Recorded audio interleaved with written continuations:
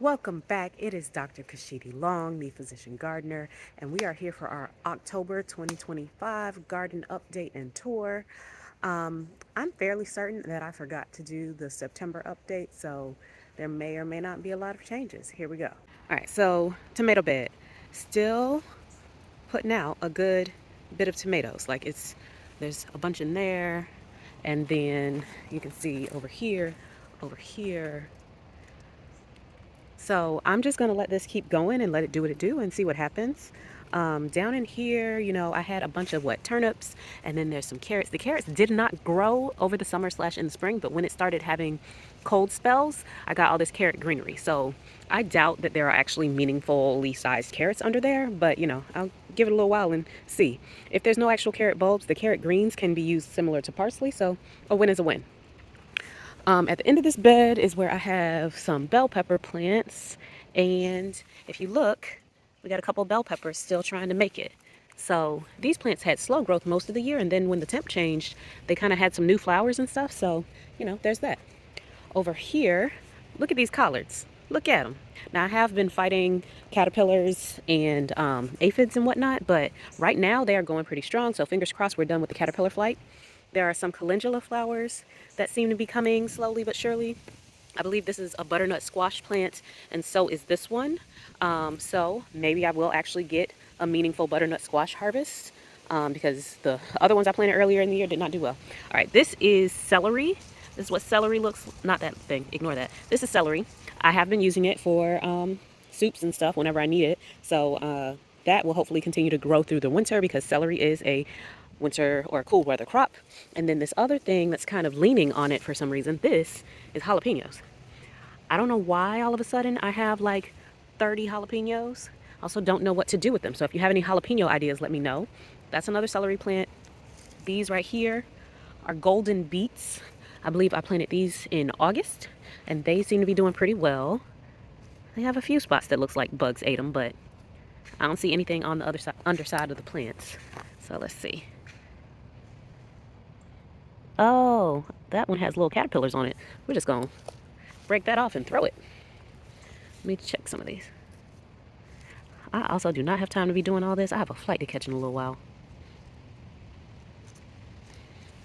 Okay, anyways, this is nasturtium that I planted in the springtime that just decided to have a second life, so okay, whatever. I got some lettuce in here, and then that is a broccoli plant, and there's actually two of them, and plus some bok choy that I think I also need to spray because it looks like it's got some little bugs. This is sweet potatoes. They're still growing strong. I'm gonna let those go until the first frost, but periodically I do harvest some of the greens and eat them, basically like spinach. So I saute them into whatever I'm cooking. This is another sweet potato plant that I'm gonna let go to the first frost. Also, if you grow sweet potatoes, they actually flower, and it's a really pretty flower, just FYI. Thyme, tomato plant on its way out, basil at the bottom of that. Another sweet, oh, here it is. Look at this, it's a sweet potato flower. Who knew? But I'm gonna pull that off because I don't need actual sweet potato seeds. And I just drop it back in there. Raspberries. Ooh, okay. Well, I think I'll eat, oops, where'd it go? God dog it. I think I knocked it off. I wanted to eat that. Oh, there it is. I accidentally squished it, so it's a little overripe, but whatever. And look, there's a bunch of them. That one's overripe. If they're separating from the plant on their own, they're overripe. So I will say I've been a little lax the last couple days coming out to pick. So that's something I need to do better on. But they keep producing. I was surprised. I didn't realize that they would. I thought it'd be like one big crop, but they keep showing up. And these raspberries are really, really good. That's another sweet potato plant. Let's go over here.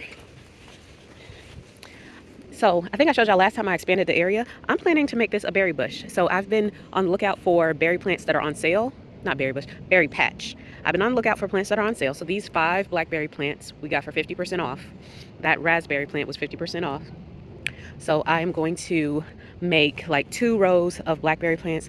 The raspberries that are in the buckets over there, I'm going to line up with this one. And then I'm going to dig up my blueberries that are over there and put them over here. And so it's just like a concentrated berry patch. That's my, something's been digging in these pots, look. Probably freaking squirrels. But this is my bay laurel So these are bay leaves that you can actually put in soup. My Meyer lemons starting to turn yellow. This is another sweet potato plant. These are the peanuts that I planted that I need to Google how to know when to try and harvest them. Well, those are the peanuts. This is ginger because I initially planted ginger in this bag, and then I was like, well, I don't think the ginger is actually growing. Let me plant something else. So I planted the peanuts, and then like a month ago, I noticed that there was actually ginger growing. So that's funny.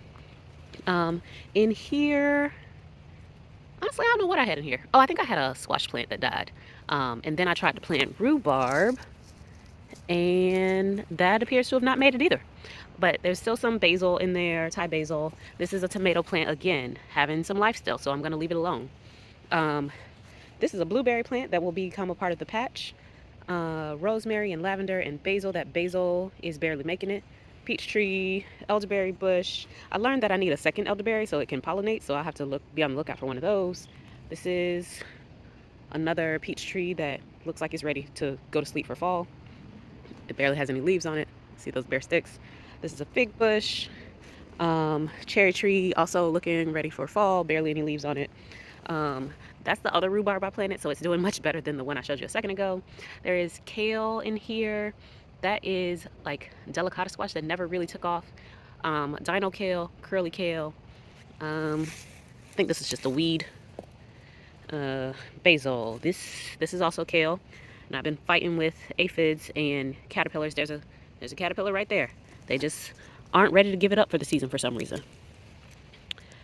This was broccolini that it got too hot, so it decided to flower. So I don't know what to do about that. This is broccolini as well as this one, and so I'm guessing maybe I should cut off the heads and see if they grow side shoots. But these plants are also really struggling with aphids. I don't know if you can see them. Let's see if I can zone in. You see that? Aphids. I sprayed neem oil on them. It doesn't seem to be very effective right now, so I might just dust them with my diatomaceous earth and see if that helps. This, I think, is anise hyssop, which is supposed to be a good medicinal tea or herb. Of course, y'all know my oregano. Strawberries, a lot of these are, what do you call it? They were runners that I then staked down. So I need to go through and dig up the part that was actually running and cut it so that they're not connected to the main plant anymore. That's a cauliflower plant, not taking off the way I thought. Kohlrabi. I feel like these are all the same size as when I planted them after I started them in the house. So, yeah, maybe they'll take off now that it's starting to cool down a little bit more. We'll see. Over here, I cut my main okra plants because it had this little side shoot going, and that part was like 12 feet tall. So we'll see if I get some more okra. And then this is like a little baby okra that decided to sprout. So we'll see. Got a few carrot sprouts. Those are radishes. I had some beet sprouts, but I don't really see them no more. So maybe the roly-polies ate them or something. That is purple basil. Sage, of course. This is a patty pan squash, which is supposed to be a quick growing squash, so I figured it could grow before winter hit when I planted it in, when did I plant that? Beginning of September, but it's not really taking off, so I don't know. And then I have some, this is tatsoi, Swiss chard. I planted cilantro right there, but it doesn't seem to be doing anything. Same thing with the Brussels sprouts that were planted there. This is broccoli, I believe, and this is broccoli. And I planted some beets right here. They don't seem to be sprouting yet. Over here, planted some tatsoi. So that might be my green of the winter because everything else seems to be tripping.